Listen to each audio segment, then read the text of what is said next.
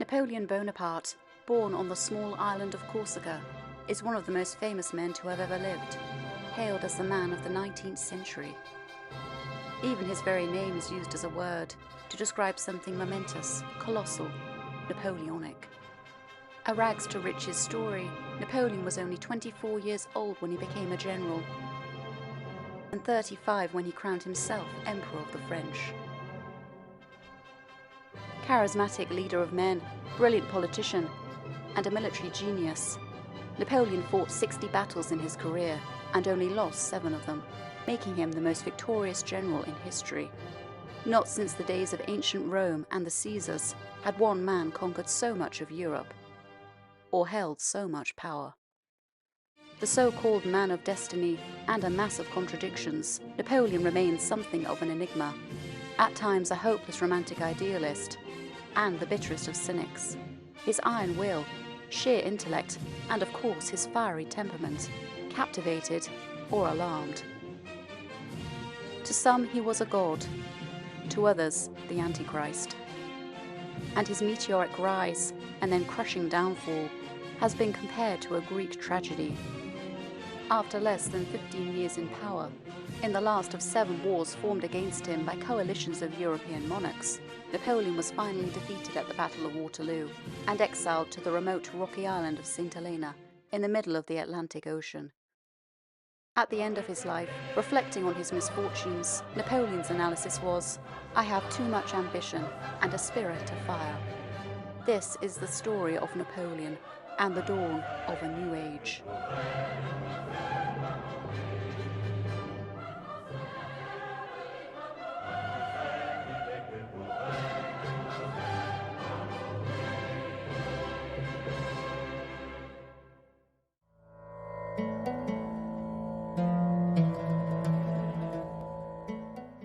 In the voyage to Egypt, expected to take 6 weeks, to while away the hours at sea, at first Napoleon's officers gambled heavily, as though they were setting out to conquer Peru, and until everyone's money soon found itself in a few pockets, never to come out again.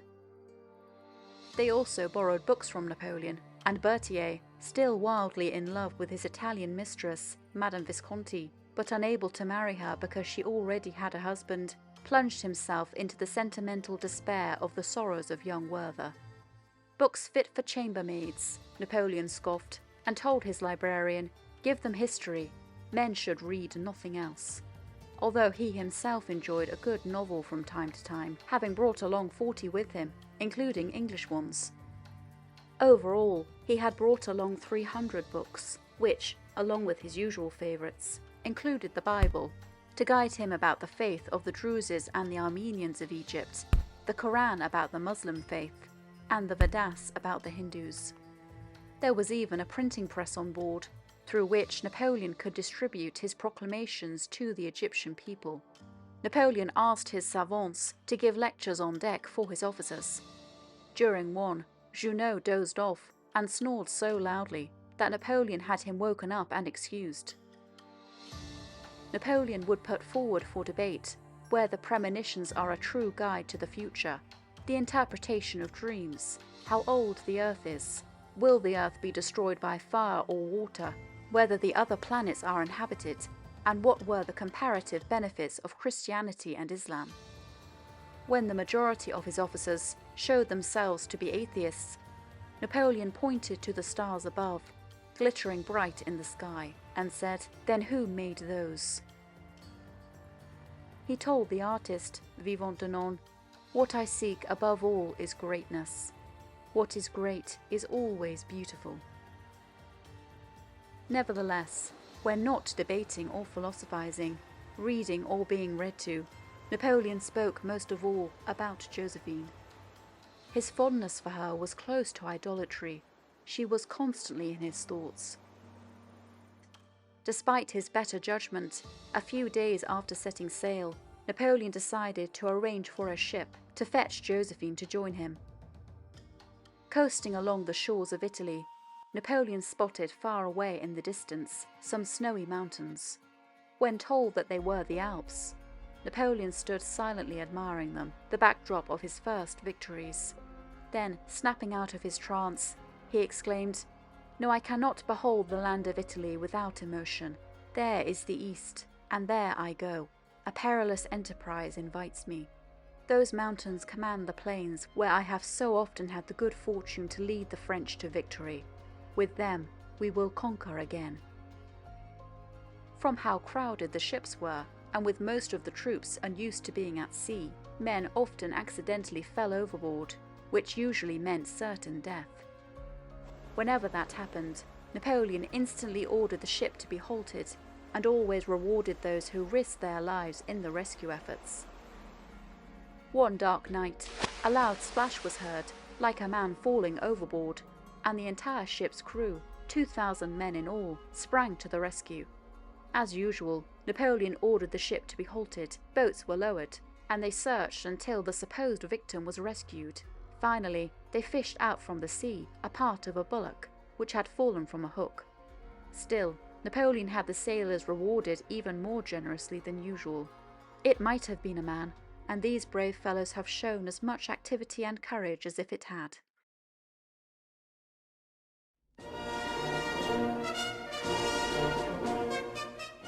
On the morning of the 6th of June, after a voyage of 27 days, the imposing white fortifications of Malta, nearly 1,000 miles from Toulon, emerged glittering on the horizon. On the Directory's orders, Napoleon was to occupy the island, without which the French could not continue on their expedition. 18th century sailors had a saying that Egypt was the key to India and Malta the key to Egypt. This island was the invaluable link for securing communications back to France between the eastern and western parts of the Mediterranean. Malta belonged to the self-ruling Order of the Knights of St. John of Jerusalem, and its capital, Valletta, with walls 10 feet thick, defended by 1,000 guns, was supposed to be the most strongly fortified place in the world. Malta had survived many sieges before, the most famous back in 1565, when the Turks had fired 130,000 cannonballs over 4 months. But Napoleon knew how to differentiate between a reputation based on past deeds and present facts. The fort and ramparts were in poor repair, and its antiquated artillery lacked ammunition. Its navy was almost non-existent, while its main force of 9,000 militiamen were poorly equipped and mediocre soldiers. What is more, they were despised by the island's 20,000 inhabitants. Napoleon had reason to believe that Malta, like Venice, was a mere fossil, and that its 332 knights, decked out in black silk with huge white Maltese crosses, were figures in a masquerade. Their line of medieval warrior priests had become extinct, and its current idle generation frittered away their large incomes hosting balls and amusements in Italian ports. But Napoleon had already decided to take the city of Valletta peacefully. Taking it by force would have required a long siege and a vast waste of money and life. Napoleon had sent ahead skilled agents to sweeten up the knights friendly towards Republican beliefs with bribes, and to stir up ill feeling among the 200 French knights against their Grand Master, who was of German origin. One officer estimated the total cost to France of the bargaining at 3 million francs. This secret understanding had already paved the way for the surrender of the island. Napoleon remarked, "I captured Malta while at Mantua." The French did indeed have many grounds for grievance against the knights and the Grand Master, Himpec, who had allied himself with the enemies of the French Republic, having allowed the English to recruit Maltese sailors there and arming the Spanish against the French. In Malta, supporters of the revolution had been persecuted and arbitrarily exiled, and in the previous spring many had been arrested and imprisoned as common criminals. Due to the unrest, the Grand Master had then placed the fortress under the protection of Tsar Paul I of Russia, another enemy of the French Republic. In retaliation, France had confiscated all the order's property on the Italian mainland. Now, With the French fleet surrounding the island, the Grand Master refused Napoleon's request to provide his severely dehydrated troops with water, which gave Napoleon an excellent pretext to seize the island. But a quick surrender was still by no means certain, so Napoleon tried a military gesture, showing off his strength by deploying some of his troops in line of battle at several points along the coastline, which shook the Maltese garrison's nerves. After a fierce gun battle lasting a day, the knights decided they preferred to be the subjects of the French rather than of any other power. Indeed, almost half of the knights were French, most of who had already refused to fight due to prior understandings. The Grand Master handed over to Napoleon the keys to the fortress, having negotiated for a pension with a comfortable retirement in Germany. Just 3 days after Napoleon arrived off the island, the knights, hardly firing a shot, had yielded Malta, the strongest fortress in all Europe, to the French Republic. As Napoleon concisely put the matter, the order no longer served a purpose. It fell because it had to fall. The place certainly possessed immense physical means of resistance, but no moral strength whatsoever. The knights did nothing shameful. Nobody is obliged to perform impossibilities. The French generals were amazed by the grandeur and strength of the city's fortifications. In the words of General Caffarelli, "It is lucky there is someone in the town to open the gates for us. We would have had more trouble in making our way through if the place had been empty." Captain Moiret also felt that Valletta should have been able to hold out for far longer. "We were a little surprised," he admitted, "to find ourselves in possession of so fortified a city," and branded the defenders poor soldiers and badly led. Napoleon gave himself 6 days on the island to reform this bastion of privilege and obscurantism, firing a salvo of 176 decrees. The first chapter of his new constitution stated, "All inhabitants of the island of Malta shall become French citizens." Napoleon replaced the island's medieval administration with a council to govern, dissolved the monasteries, introduced street lighting and paving, installed fountains, and reformed the hospitals, postal service, and university, which was now more modernly to teach science, not just humanities, and founded 15 primary schools. However, both in way of recompense and to help fund this reforming campaign, Napoleon also sent Monge and Berthollet to plunder the treasury, the mint, churches, and artwork, though they missed the ornate silver gates of the Church of St. John, which had just cleverly been painted black. But more than this, Napoleon also abolished slavery, and for the first time, Jews were given equal rights with Christians, and were allowed to build a hitherto banned synagogue. He also, rather progressively, decreed that no Maltese should take religious vows until they had reached the mature age of 30, and could then freely decide for themselves which, if any religion, they wanted to follow. Rounding off the reforms with an echo of his own past, Napoleon decreed that 60 Maltese boys were to be sent to Paris to be educated for free as Frenchmen. Napoleon also wrote to the French consul at Tunis, Tripoli, and Algiers to inform them that Malta was now French, and that the Muslim rulers of those provinces must now release their Maltese slaves or face the wrath of the French Republic. But he also offered an olive branch. Aghast at the wretched state of the 2,000 Turks and Moors he discovered locked up in the island's jails and galleys, who had served as the knights' slaves, Napoleon instantly set them free. The knights he had expelled were free to leave for a destination of their choice. Most of the French knights chose to join him on his expedition to Egypt, except for the oldest ones, who he offered to return to France with a generous pension. Napoleon's fleet also set sail again with many of the Muslim prisoners he had freed, who were scattered throughout the ships for the French to win over, and who could serve as witnesses to convince the Egyptian people of French humanity, as interpreters, and as messengers of their friendship for Islam. Napoleon reported to the Directory, "We now possess the strongest place in Europe. and it will cost a good deal to dislodge us." On Malta, Napoleon had just replaced an obsolete power with a modern order. After replenishing their supplies and leaving behind a garrison of 4,000 men to defend Malta against attack by the English, Napoleon set sail once more on the 19th of June. He kept a wary eye on the horizon, always on the lookout for the English fleet. As a precaution, he had 500 picked men placed on every ship of the line to man the guns all day, ever ready for battle. Napoleon ordered that, if they encountered the enemy, every ship was to have one single aim to give them the best chance of surviving, to quickly close to with an English ship and board her with desperation.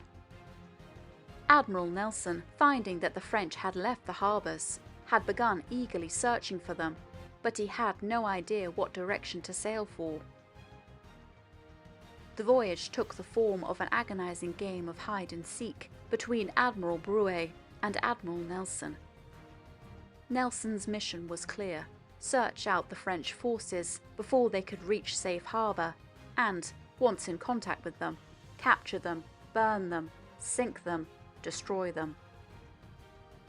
If it had not been for a series of errors unusual for Nelson, then Napoleon would never have reached Egypt. In 40 days of continuous pursuit and searching, Nelson was unable to find the immense French fleet of hundreds of ships. On the night of the 22nd of June, the two enemy fleets actually crossed each other's paths. They were so close that the French could hear Nelson's signal guns, but enshrouded in the misty darkness, the English never knew it. Soon, the French fleet was sailing along the coast of Greece, and then to Crete. It was still not yet fully known on the ships, except for a few trusted individuals, where the fleet was actually going. But as they drew closer to the African shore, the secret became clear. The men began thinking of Alexandria, the city of the Ptolemies, and the Roman Empire. A conquest in the east evoked for them the conquests of Alexander the Great and Augustus. Captain Moret recalled that the soldiers indulged in reveries about Egyptian women, hoping they would be Cleopatras. Eroticizing an Orient they imagined to be resplendent.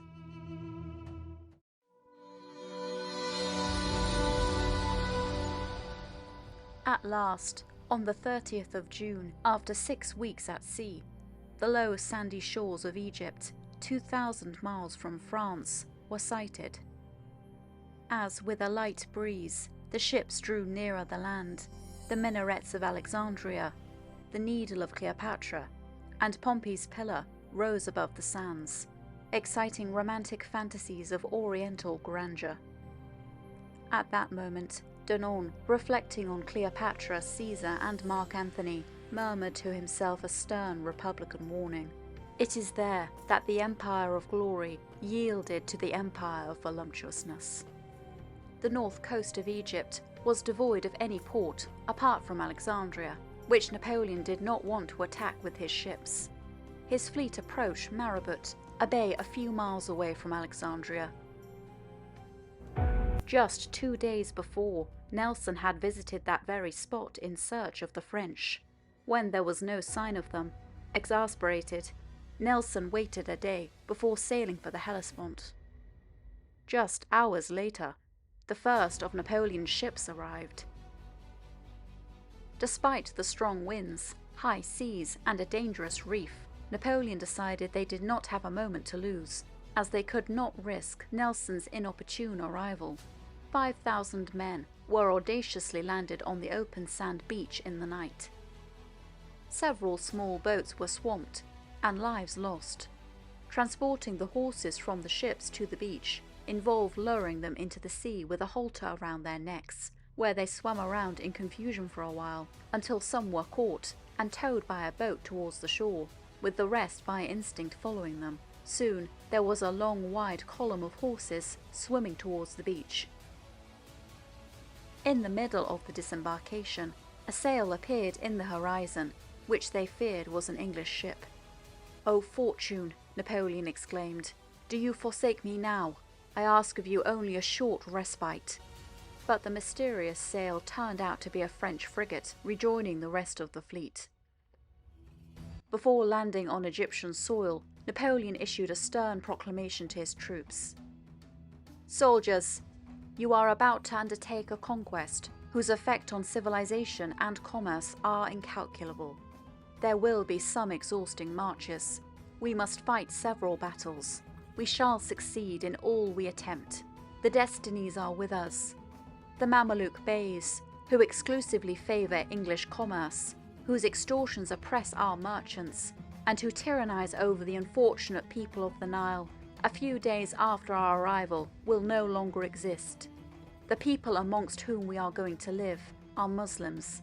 The first article of their faith is this: there is only one God, and Muhammad is his prophet. Do not contradict them. Behave to them as you behave to the Jews, to the Italians. Pay the same respect to their muftis and their imams as you did to the rabbis and the bishops. Extend to the ceremonies set down by the Quran and the mosques the same toleration which you showed to the synagogues, to the religion of Moses and of Jesus Christ. The Roman legions protected all religions. You will find here customs different to those of Europe. You must accommodate yourselves to them. The people amongst whom we are about to mix differ from us in the treatment of women, but in all countries, he who rapes is a monster. Pillage only enriches a small number of men. It dishonors us. It destroys our resources. It converts into enemies the people whom it is our interest to have for friends. The first town we shall come to was built by Alexander. At every step, we shall meet with grand recollections, worthy of exciting the emulation of Frenchmen. In the moonlight, the blue uniformed French troops waded ashore to the white sand, as their ancestors, the Crusaders of Saint Louis, had done 5 centuries earlier, but for a very different purpose. Meanwhile, curious groups of Egyptians gathered in the distance to watch the spectacle, and according to Nicholas the Turk, an Arabic poet, while the French fleet were anchored offshore, some underdeveloped Egyptians looking at the horizon and no longer seeing the water, but only the sky and the ships, were seized by unimaginable terror. Some even thought that the sea itself had vanished. Napoleon first set foot on Egyptian soil at 3 a.m. Wet and exhausted, he and his men unceremoniously collapsed on the beach and had a short rest. The troops were grateful to have reached dry land, suffering from seasickness during the voyage and living on only stale soldier's biscuit and a little fetid water. But true to form, Napoleon did not waste any more time than necessary. After reviewing his troops on the beach, while the rest of the army was still landing, Napoleon, at the head of 3,000 men, set off, marching through the sandy soil planted with fig trees. Their destination was a city founded by Alexander the Great, and where many centuries ago, the original Napoleon, an Egyptian martyr, had laid down his life for his faith. Napoleon wanted to surprise the place before the Mamelukes had time to prepare their defense, and to impress them from the get-go with the idea of French invincibility. The people of Alexandria had received a brief warning about the French attack, but absent-mindedly failed to close one of their gates. At dawn on the 2nd of July, after marching all night, the French attacked the fortified city. The Mamelukes rushed to the ramparts and, shouting defiantly, rained musket and cannon fire down on them. The French poured over the city walls with their ladders. The conflict was short. With the loss of less than 200 dead and wounded, Napoleon occupied the second city of Egypt just in time for lunch, and the French flag waved over Alexandria. The Turkish prisoners, who Napoleon had freed from Malta, scattered themselves through the city, helping to secure people's acceptance of their new invaders. Following Napoleon's orders, the army was on their best behavior and refrained from lawless violence, which also surprised the people. Seizing the moment, Napoleon wrote a reassuring proclamation to the Egyptians, very much written in a grandiose Eastern style that was translated into all the languages spoken in Egypt. People of Egypt, you will be told by our enemies that I have come to destroy your religion. Tell them that I have come to restore your rights, punish your usurpers, and raise the true worship of Muhammad. Tell them that I venerate, more than do the Mamelukes, God, His Prophet, and the Quran. Tell them that all men are equal in the light of God, that wisdom, talents, and virtue alone constitute the difference between them.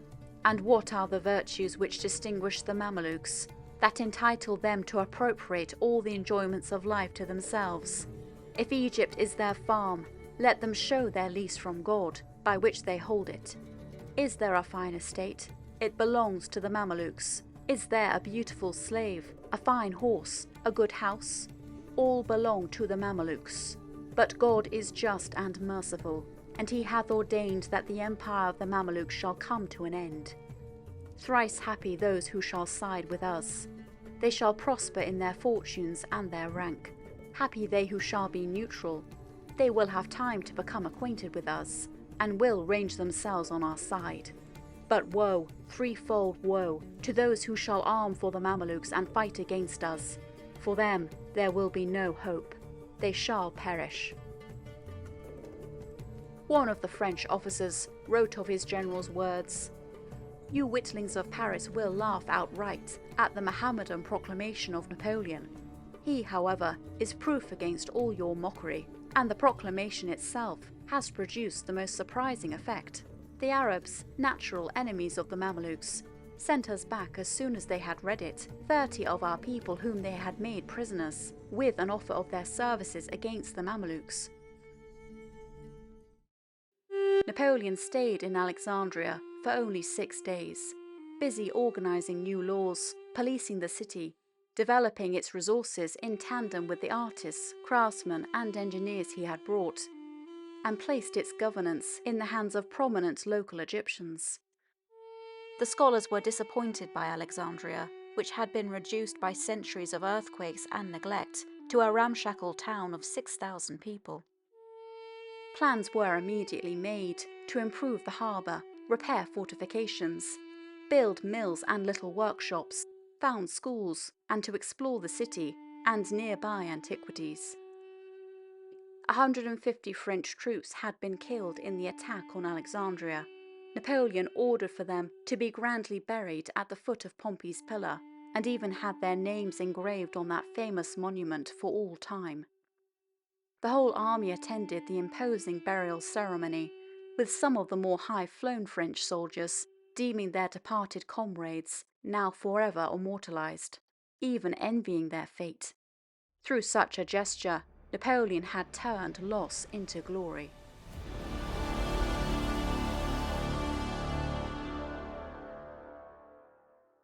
Leaving 3,000 men in Alexandria under the capable command of General Kléber, a gruff, outspoken ex-architect from Strasbourg, Napoleon set out with the rest of his army to cross the Damanhur Desert, headed for Cairo.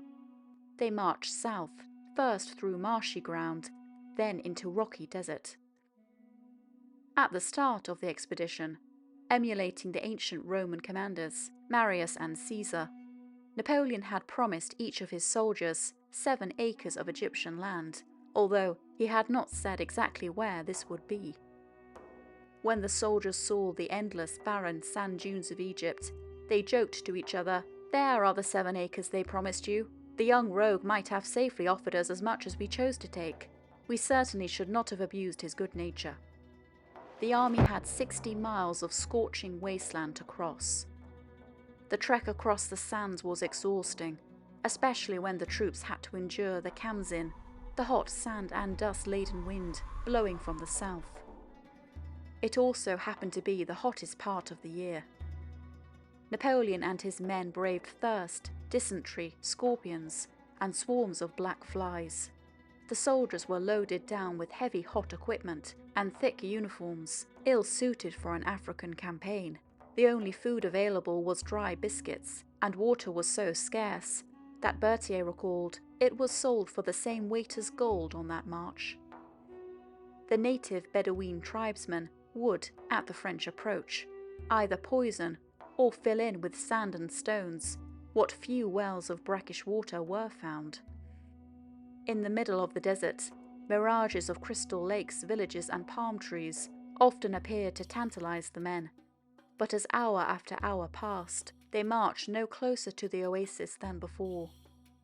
One particular problem was granular conjunctivitis, in which the scorching sunshine caused a roughening of the inside of the eyelids, which left at least 200 men blinded.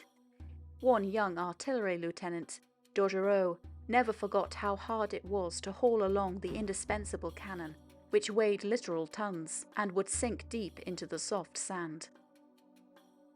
Used to the fertile rolling hills of Italy, many soldiers were plunged into abject despair. Arnaud recorded, "It would be difficult to describe the disgust, the discontent, the melancholy, the despair of that army on its first arrival." 4 of the days crossing the desert were especially brutal, when the men even ran out of water. Hundreds collapsed and died. But the dense columns toiled on, hour after hour, weary, hungry, and faint, with the hot sun blazing down on their hatless heads and the sands burning their blistered feet. The troops began to muse that there was no such place as Cairo, that Napoleon had suffered himself to be exiled by the jealous Directory to this miserable land, in search of a city as imaginary as the desert's mirages. Even the officers found their stoicism giving way, and complained among themselves even more than the men, missing their usual little luxuries. Even the bravest of them, like Lannes and Murat, in a fit of despair, threw their plumed hats in the sand and trampled on them. Berthier and Davout were also among the grumblers, with only Deshayes thinking as Napoleon did. Throughout this march, Napoleon remained stoic. He remembered that some regiments even refused to continue the march. One day, Napoleon overheard a group of grumbling officers, and roundly brought them to their senses. Speaking to the tallest, Napoleon exclaimed, "So, monsieur, you have used mutinous language. If I were to fulfill my duty, I should order you to be shot within a couple of hours, despite your 5'10". Although Dumas, the first black general in the French army, had been given the prestigious command of the cavalry by Napoleon, and was one of his closest friends, he also criticized his leadership. Dumas secretly met with some other generals to air their grievances, and even talked of refusing to march beyond Cairo. Hearing of this, Napoleon seized Dumas and threatened to have him shot for sedition, declaring, "I will shoot a general as soon as a drummer boy." Their friendship never recovered. But despite the abject conditions, there was no mutiny against Napoleon, and only a few dared to openly murmur against him. "Well, General, are you going to take us to India like this?" one soldier shouted at Napoleon, only to receive the rapping reply, "No, I wouldn't attempt that with soldiers like you." To set an example and stir up camaraderie, Napoleon toiled along on foot at the head of the column, sharing the fatigues of the humblest of his soldiers. Like them, Napoleon and his staff ate the same coarse beans or lentils as the troops, and camped in the middle of the army, often in the most inconvenient spots and without tents, throwing themselves on the ground at night with the sand for pillows. And in true officer code, Napoleon kept his uniform as presentable and orderly as when at Paris, in contrast to the troops, who were often half naked due to the oppressive heat and drenched with sweat. Napoleon's generals noted that, after just a week in Egypt, he seemed to have become so adapted and familiar with this country as if it had been his native land. The men saw no living creature, except the few bands of Bedouin horsemen who occasionally appeared and disappeared on the horizon. Concealing themselves behind the sand dunes, they swarmed along the French flanks and rear, picking them off one by one. Any stragglers who wandered, or who from sickness or exhaustion loitered behind, including camp women, were taken prisoner by them. When some French prisoners were returned several days later, the stories they told spread through the whole army and squashed any urge to straggle on later marches. The male prisoners, with their soft, fair skin, had provoked the admiration of their captors, who had raped them repeatedly. The women were merely beaten. Once, Napoleon, with a few officers, wandered a short way from the main French army. A troop of Arab horsemen, concealed by some sand dunes, watched them, but for some unknown reason, when Napoleon himself was within their grasp, they did not charge. As soon as they realized their danger, Napoleon retreated back to the main army unharmed. When telling them all of his close encounter, Napoleon said calmly, with a smile, "It is not written on high that I am to perish by the hands of the Arabs." As the army drew near the Nile, the number of Mameluke horsemen increased, as did the frequency and recklessness of their attacks. Egypt was, in name only, ruled by the Ottoman Empire. In reality, power lay with the local Mameluke warlords. At the top, Murad Bey, their commander, and Ibrahim Bey, governor of Cairo. The Mamelukes, all their forebears, came from outside of Egypt, mainly from Circassia and Albania. Brought up in the saddle almost from infancy, the lives of the Mamelukes had been consecrated to war. Their appearance and impetuous charges were imposing, wearing bright turbans, waving plumes, gaudy banners, and gold-spangled robes. They were more formidable opponents than the French had expected. According to one French officer, each of them was a mounted one-man arsenal and had at least 2 armed servants at foot. Each one rode a nimble Arabian steed, and they put most of their wealth into their fighting gear. Saddles decorated as richly as thrones, gold cloths inlaid with coral and jewels, the finest English pistols, muskets, javelins, battle-axes, maces, daggers, and Damascene scimitars. They could burst from behind the sand dunes with the swiftness of the wind, charging in a rush, filling the air with yells. Firing their carbines while in headlong pursuit, they halted, wheeled, and retreated with a speed and precision which amazed even the most skilled French cavalrymen. The slightest movement or breath of wind raised a cloud of dust, blinding, choking, and smothering the French, but not affecting the Mameluke rider or his horse. Napoleon himself admired the bravery of these fearless horsemen, later saying, "Could I have united the Mameluke horse to the French infantry, I should have reckoned myself master of the world."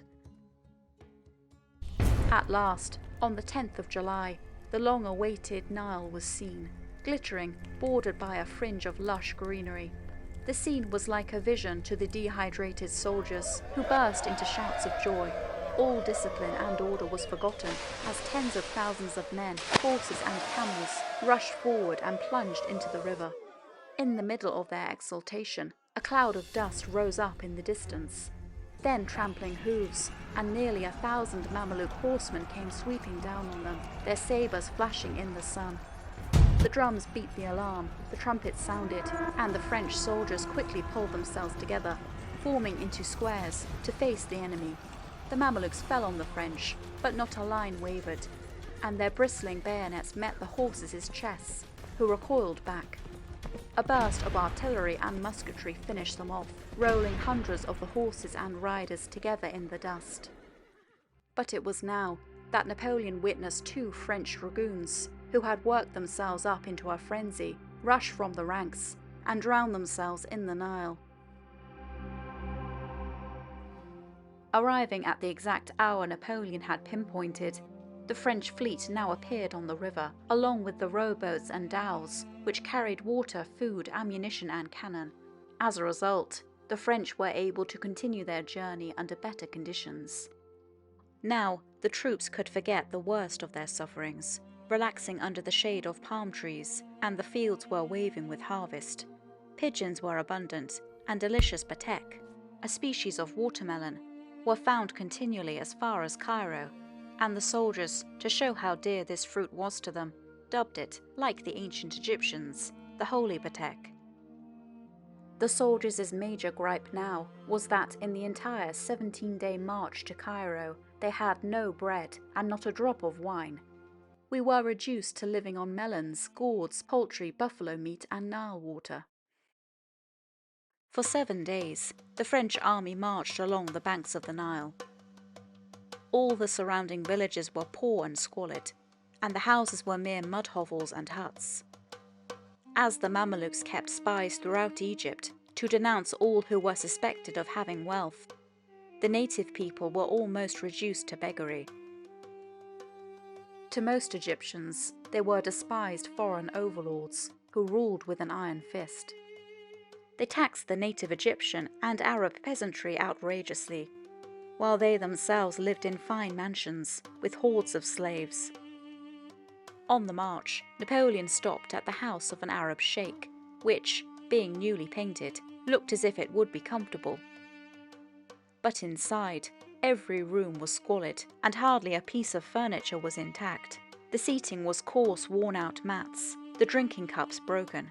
However, the owner was said to be rich. Napoleon asked the old man, through an interpreter, why he lived in such destitution. Some years ago, I repaired and furnished my home.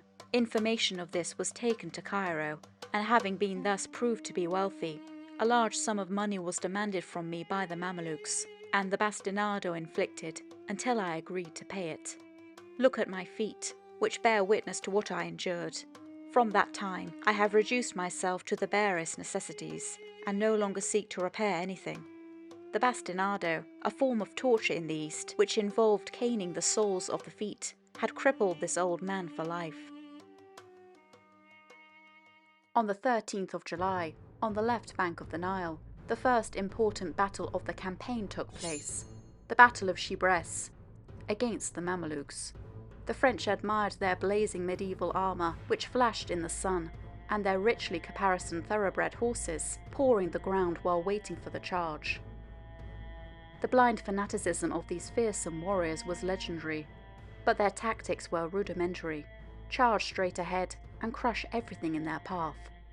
To counter this unique form of attack, Napoleon had formed his army into 5 huge hollow squares, each made up of ranks 6 men deep. The cannons were placed at the angles. Within the square were grenadiers in platoons to support the points of attack, and with the generals, the scholars and the baggage in the centre. These squares did not stay still, but were moving masses, manoeuvring without breaking ranks, and the distance between each were calculated so that they mutually supported each other. When they wanted to carry a position, the 3 front ranks could detach themselves from the square and form an attack column. When they were charged at, the squares immediately stopped and fronted their bayonets on every side, the outermost rank kneeling so that those behind could shoot over their heads. And so the whole square became a living fortress of bristling bayonets. When Napoleon shouted his order, "Form square, wagons in the centre," a joker from the ranks was heard to add, "And the scholars with the asses," causing roars of laughter. The intellectuals did indeed ride asses, and so the troops took to calling the asses demi-savants, which summed up the tension between the soldiers and the scholars joining the army. Having seen them stopping to examine the ancient sites, the soldiers liked making jokes at their expense, and often bitterly accused them of being the authors of the expedition. To put some heart into the troops, who might have been intimidated by the exotic, fearsome-looking Mamelukes, the brass bands began to play La Marseillaise, which was apt near Bastille Day, and the effect was magical. The Mameluke leader, Murad Bey, a tall Circassian, who could decapitate an ox with a single blow from his scimitar, charged the French at the head of thousands of turbaned horsemen. Obedient to their orders, the French held their fire until the last second. Marching towards the Mamelukes in perfect order, the French squares presented a sparkling wall of bayonets against the onslaught of the horsemen, and no horse, no matter how well trained or how excitedly he charged, would throw his chest onto a phalanx of bayonets. One French officer, Voyage, was unimpressed with the way the Mamelukes straggled round and round our army, like so many cattle, and sometimes pacing in groups of 10, 50, 100. After some time, they made several attempts, equally ridiculous and curious, to break in upon us. Napoleon's aide-de-camp, Sokovsky, used the same word. Against a disciplined army, it was only ridiculous. Armed with javelins, axes, even bows and arrows, and antiquated firearms, the Mamelukes were indeed no match for trained volleys of musketry. The Mamelukes regrouped and tried again, somewhat more concentrated against the French right, but could make no impression on the squares. The Mameluke cavalry swirled around for a while longer, then retreated south towards Cairo, leaving 2,000 dead or wounded, while the French had scarcely lost a man. Napoleon's strategy had worked perfectly. Minimal in casualties, the Battle of Cheibreiss had a great moral reverberation. The Mamelukes' pride was shaken, while the French regained confidence in themselves after the hardships they had just endured. But the march from Cheibreiss to Cairo was not without incident. The troops again suffered from blistering heat, thirst, and hunger.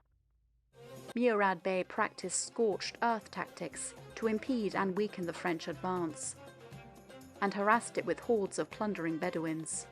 Whoever strayed from the main army was pitilessly seized, robbed, tortured, and massacred. On the 19th of July, a few days away from Cairo, Napoleon's military duties were interrupted by a personal cataclysm. Napoleon was walking along the edge of a desert oasis, with his loyal friend and aide, General Junot, by his side, and with his private secretary, Bourrienne, nearby. Despite Nelson's blockade of Egypt, an occasional ship got through from France, and one letter in particular was to Junot, whose devotion to Napoleon was unquestionable. The letter came from Paris, and since it contained news of Josephine, Junot thought it his duty to show it to his friend. Despite Napoleon's request that she keep away from him, Josephine had returned from her spa trip to Plombières with Hippolyte Charles in her carriage. At several overnight stops, she and Hippolyte had stayed in the same inn. Worse still, back in Paris, Josephine had been inviting Hippolyte to their house in the Rue de la Victoire, and had been seen with him in public in the dimly lit fourth-tier boxes at the theatre. As a result, all of Paris was certain that Josephine and Hippolyte were having an affair. When he read this letter, Napoleon at first could not believe it. His secretary, Bourrienne, told the dramatic story of Napoleon's reaction. "I noticed Bonaparte walking alone with Junot.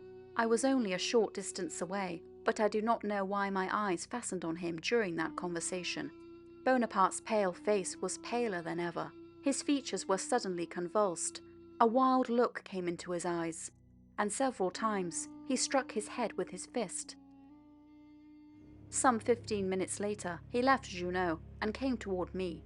I had never seen him so distraught, preoccupied. As I went to join him, he burst out, 'You are not genuinely a friend to me, or you would have told me what I have just learned from Junot. There's a true friend for you, so I find I cannot depend upon you. These women, Josephine, and I, 600 leagues away. You should have told me. Josephine, thus to have deceived me. Damn them! I shall put an end to that whole breed of fops and dandies. As for her, divorce. Yes, divorce, a public divorce. Open scandal. I must write immediately. I know everything. It's your fault. You should have told me. I have no wish to be the laughingstock of all those useless Parisians. I will publicly divorce her." Unless one is familiar with the wrath of which Bonaparte was capable when roused, it is impossible to imagine what he was like during this terrible scene. Bourrienne stood his ground, and trying to calm Napoleon down, explained how easily rumours could be fabricated and circulated, and how it was unfair to accuse a woman who was not there to defend herself. Why should any friend, meaning Junot, Bourrienne argued, add domestic troubles to those already confronting a commander at the outset of a hazardous military exercise? Oh, what I would not give to discover that what Junot has told me is untrue. So deeply do I love that woman. But if she is guilty, then divorce must separate us forever. I will not be the laughingstock of Paris. I will write to Joseph and tell him to have the divorce pronounced."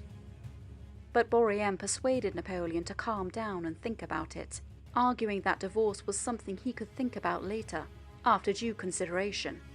Napoleon agreed, but nonetheless, he remained distraught. He even talked it over with Josephine's son, Eugène, one of his aides-de-camp, who defended his mother and for a time succeeded in reassuring him. Napoleon himself, indirectly, sent a warning to Josephine through his brother Louis, who he was sending back to France with some trophies. "I am asking Louis to give my wife some good advice." Napoleon then asked some of his friends for their opinion about Hippolyte Charles. They confirmed the news, which was almost common knowledge. Everyone seemed to know but himself. Knowing his love for Josephine, no one, it seems, had dared to tell Napoleon. Junot had just confirmed, in front of others, what had before only been a suspicion of Napoleon's. A private fear had been made public. But Napoleon was a perfectionist, and, like all perfectionists, was prone to deep disillusionment when things went wrong. The year before, he had philosophically compared life to a bridge over a fast river. Travellers are crossing it, some dawdling, others running, some going straight, others meandering. One group, arms dangling, stops to sleep or watch the river. And there are others, clearly referring to himself here, laden with burdens and taking no rest, who tire themselves trying to catch soap bubbles of every colour, which impostors blow out into the void from richly decorated platforms. As soon as they are touched, these bubbles vanish, sullying the hand that has reached for them. Now another bubble had burst. From the very start, Napoleon had had his doubts about Josephine's love for him. But until then, he had never had any proof that his wife had been unfaithful. His doubts, once confirmed, destroyed much of Napoleon's passion for Josephine. No letters from him to her have survived from the Egyptian campaign, which some have taken to mean that they were lost. But a more likely explanation is that Napoleon simply did not write her any.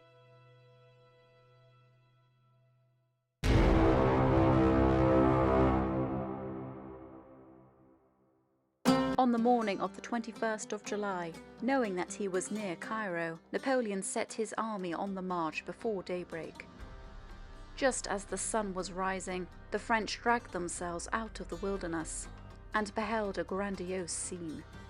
In the distance, the 100 lofty minarets of Cairo were visible, and the ramparts of Saladin's citadel.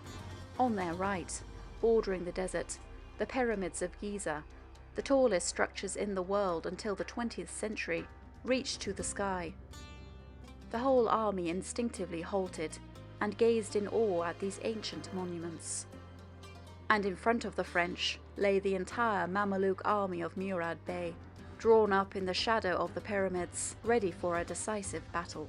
The whole plain before them was filled with 24,000 armed foot soldiers and 10,000 Mameluke horsemen. As one French officer recalled, the spectacle was an impressive yet daunting sight. In the background, the desert under the blue sky. Before us, the beautiful Arabian horses, richly harnessed, snorting, neighing, prancing gracefully and lightly under their martial riders, who are covered with dazzling weapons, inlaid with gold and precious stones. Their costumes are brilliantly colourful. Their turbans are surmounted by a crest of feathers, and some wear gilded helmets. This display produced a vivid impression on our soldiers, by its novelty and richness. Napoleon, well informed by his network of scouts, had been pre-warned that the Mamelukes were waiting for them.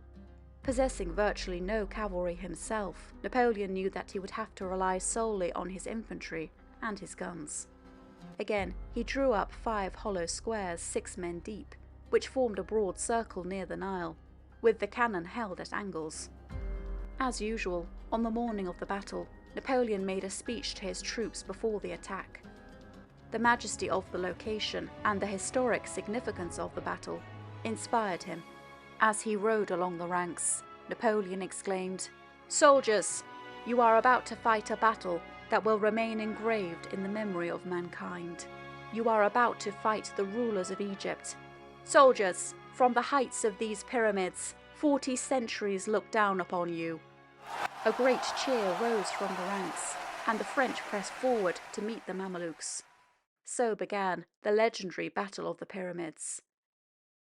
It was a moment of intense anxiety for all, not least for Napoleon, But as he sat on his horse, in the centre of one of the squares, and carefully examined the enemy's positions with his telescope, no one could see the slightest trace of uneasiness. Murad, with his usual boldness, crossed to the west bank of the Nile, leaving Ibrahim separated from him behind it. His elite Mameluke cavalry was deployed between the small village of Biktil and the well-fortified town of Embaba, which was garrisoned by a mix of Turkish infantry and peasant militia. Napoleon quickly detected that the enemy's cannon were not mounted on carriages, and so they could not be easily turned around into different directions. No one else had noticed this vital discovery. Napoleon guided his army to the right, towards the pyramids, so that his squares would be out of range of the guns, and so he could attack the enemy from the side. Napoleon's plan was simple: to drive through the enemy's centre and crush their right flank against the river. At 3:30 p.m, Dezay and Regnier's divisions began their advance, but as they moved across the broken ground, their formation became disordered. Murad spotted this weakness and wisely decided to charge immediately. "You shall now see us," declared Murad Bey. "Cut up those dogs like gourds." The Mamelukes thunder forward at lightning speed. Dezay and Regnier react just in time and close ranks. It seemed impossible to resist such a living avalanche. There was deep silence in the French ranks, interrupted only by the shouts of command. The soldiers held their breath and stood shoulder to shoulder to receive the shock of the charge. Corporal Francois recalled, "They threw themselves forward in a mad charge. Our orders were not to move. We hardly breathed. Brigade Commander Marmont ordered us not to fire until he gave the command. The Mamelukes were almost upon us. The order was finally given, and it was real carnage. The sabres of the enemy cavalry met the bayonets of our first rank. It was an unbelievable chaos. Horses and cavalrymen falling on us, some of us falling back. Several Mamelukes had their silk clothes on fire, set alight by the blazing wood from our muskets. I was by the flag, and I saw right beside me Mamelukes, wounded in a heap, burning, trying with their sabres to slash the legs of our soldiers in the front ranks. We were closed in such tight rank that they must have believed we were joined together. I have never seen men more brave and more determined." As soon as the Mamelukes came within gunshot, the cannon ploughed their ranks, and volley after volley of musketry fired incessantly. Horses and riders, struck by the shots, rolled over and trampled each other by hundreds in the sand. The French squares stood as firm as the pyramids near where they fought. Not one was broken, and the Mamelukes, in a frenzy, threw away their lives with reckless abandon. They wheeled their horses round and urged them back upon the ranks, trying to kick their way through the squares. Infuriated by their inability to break the ranks, they even hurled their pistols and carbines at the heads of the French, while the wounded Mamelukes crawled along the ground and slashed at their exposed legs with their scimitars. A young cavalry officer, de Vernois, recorded his own memorable escapade during the battle. A distinguished Mameluke bey, with a fine long beard, paraded himself before the front line of Bond's division. At the sight of this insolent enemy, I was overcome with anger, and bringing my magnificent Arab steed to the gallop, I broke out like lightning from the ranks of our divisional square and joined battle with this audacious bey. Bullets rained around us, but we did not heed them. With a pistol shot, I knocked him from his saddle. He fell from his horse and approached me on hands and knees. Seeing him, with his white beard, coming this way towards me, slicing the ground from left to right with his sword, I understood that he wished to beg mercy from me, and, trying to make him understand that I wished him no ill, reached out to him with my arms. But de Vernois had underestimated his enemy. The bey crawled forward, but tried to slice the legs of his horse. When de Vernois reined to one side to avoid this, the bey leapt to take cover under the horse's neck, then, with the speed of a serpent, seized the reins and slashed furiously at de Vernois. But, quick as lightning, I struck at my enemy with 2 vigorous blows, one on the arm and the other one on the hand which had seized the reins, then 2 or 3 blows on his head and his other arm. Even then, severely wounded but not disarmed, the bey continued on his knees, to try and give me more of the same game, but I had had enough of this type of game, and I leaned over him and smashed open his head. Then several soldiers broke ranks, rushed towards the Bey, and finished him off with their rifle butts, knocking off his yellow cashmere turban, which was sewn with more than 500 gold coins.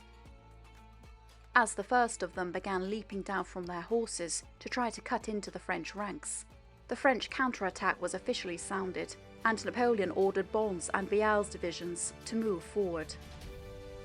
Napoleon, at the head of the reserve division, swept round behind the Mamelukes, cutting them off from their fortified camp at Embaba, and shelled their rear, and then the rest of their forces. Once more the Mameluke cavalry charged. Devastating firing from Napoleon's well-trained battalions thinned their ranks, but the horsemen charged again and again against the entire front. They shattered on the squares with extremely heavy losses. At last, the Mamelukes broke and fled. Those who were not killed sought the safety of the desert, while thousands plunged into the Nile, trying to escape by swimming to the other side. But a shower of bullets rained down on them, and the waters of the Nile grew crimson with their blood. With the enemy cavalry broken, Bon and Vial's men poured into Embaba. It was a slaughter. The Turkish infantry in this camp, seeing the chaos of the Mamelukes, who they had thought were invincible, were infected with the panic and joined the retreat. The camp and all its treasures fell into the hands of the victors, and the French soldiers enriched themselves with splendid shawls, magnificent weapons, Arabian horses, and purses brimming with gold. As the Mamelukes traditionally went into battle carrying their life savings, the gold and trappings found on each body could make a soldier's fortune. Besides those who were slain on the plain, at least 1,000 were drowned in the Nile. For many days, the hitherto hard-done-by soldiers fished up the rich loot. Napoleon himself described it. The divisions camped at Embaba had a field day. They found the luggage left behind by the Beys and their warriors, containers of jam and sweets, carpets, porcelain, silverware in great abundance. During the days after the battle, the soldiers busied themselves fishing in the Nile for bodies, many of which had 200 or 300 gold pieces on them. According to Marmont, soon many bayonets were plunging into the Nile, and there was fine fishing. Some soldiers deposited as much as 30,000 francs with their regimental cashier. At last, the morale of the troops had been restored, and they now seemed more reconciled to Egypt. Murad Bey escaped, with the remnants of his cavalry, to Giza, from where he would retreat to southern Egypt. Ibrahim Bey had watched the calamity unfold across the river, then withdrew with his men back to Cairo. The Battle of the Pyramids, as Napoleon memorably dubbed it, lasted only 2 hours, but it was one of Napoleon's most decisive victories, with losses of 200 men, mainly only wounded. He had destroyed, captured or driven off virtually the entire Mameluke army. Most importantly, he was now in possession of Lower Egypt. The Battle of the Pyramids was also a highly evocative victory. Linking Napoleon's name with the magic of the pyramids produced an impression worth several victories. Almost overnight, everything Egyptian became à la mode in France, where Napoleon became more celebrated than ever. Napoleon's name also suddenly became as famous in Asia and Africa as it was in Europe. The battle sent a thrill of terror far and wide through the East. The travelling caravans which came to Cairo circulated exaggerated accounts of the destruction of the Mamelukes. They, who had so long held mastery over Egypt, and whose military prowess made the most distant tribes tremble, had just been destroyed in 2 hours. Just 21 days had passed since Napoleon had stepped foot on the sand at Alexandria, and now he was virtual ruler of Egypt. The sheets of flame which had burst from the French ranks so deeply impressed the Egyptians' imagination that they bestowed on Napoleon an Eastern name, Sultan el-Kebir, or King of Fire.